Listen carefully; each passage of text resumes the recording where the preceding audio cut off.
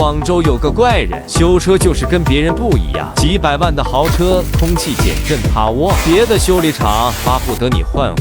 他就是要给你维修回去。只要你把空气减震送到他这里，他就一定可以把你车的趴窝问题解决好。就像减震漏气，别人都是更换总成，而他就是哪里坏了换哪里。是皮囊漏气，就绝对不会给你换顶胶，他也只是建议你该换的换，不该换的坚决不给你换，而且维修好你不满意分文不收。如果你一定要换新的空气减震，我们也有大量的库存现货，意见也是批发价。